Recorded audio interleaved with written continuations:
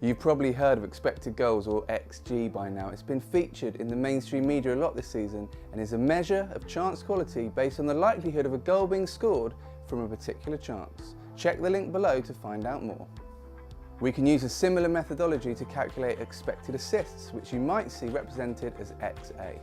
As you know, an assist is the final pass that leads to a teammate scoring. However, that player is reliant on the pass he made being converted by the striker. One player could make 6 good passes yet see none of them turn into shots by his teammates. On the other hand, a second player might make a fairly basic sideways pass outside of the 18-yard box and get rewarded for creating a goal-scoring opportunity. This doesn't truly reflect the quality of chances created by a player, so Opta have created expected assists to truly reflect who are the consistent creative players. By analysing millions of passes from thousands of games in our database, Opta have been able to assign a value to each completed pass, determining the likelihood of it becoming an assist.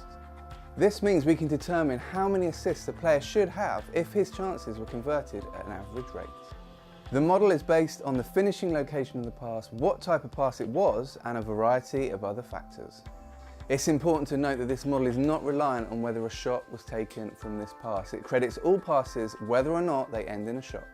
If a player threads a great pass through to leave a striker one-on-one, yet the striker doesn't get a shot away, the passing player still gets credit for the quality of his pass. To illustrate the model, this pass from David Silva to Raheem Sterling has an expected assist value of 31%, meaning that on average, 1 in every 3 passes like this will end in an assist. Historically, we can't credit David Silva with the chance created because Sterling doesn't manage to get a shot away, but we can credit him using the expected assist model. And this pass here from Tom Davies to Seamus Coleman has an expected assist value of 12%, meaning that about 1 in 8 of passes like this result in an assist. So, what can expected assists show us? Well, it can tell us players who have been creating more chances than have been converted, and vice versa. This allows us to see players who are outperforming or underperforming against expectation, but also allows us to realise that a player who is performing above expected assists may regress to the mean at some point in the future. A good example of this is Riyad Mahrez. In Leicester's remarkable title-winning season, Mahrez assisted 11 goals as the chances he created were converted at an above-average rate. According to our figures, Mahrez could have expected around 8 assists based on the quality of chances he created.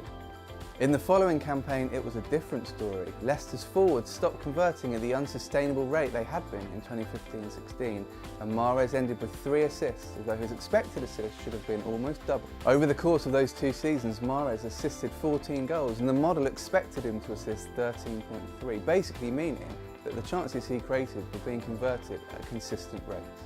A club looking at Mahrez could use this model to project a more realistic figure for assists going forward than 1 season in isolation before deciding to buy.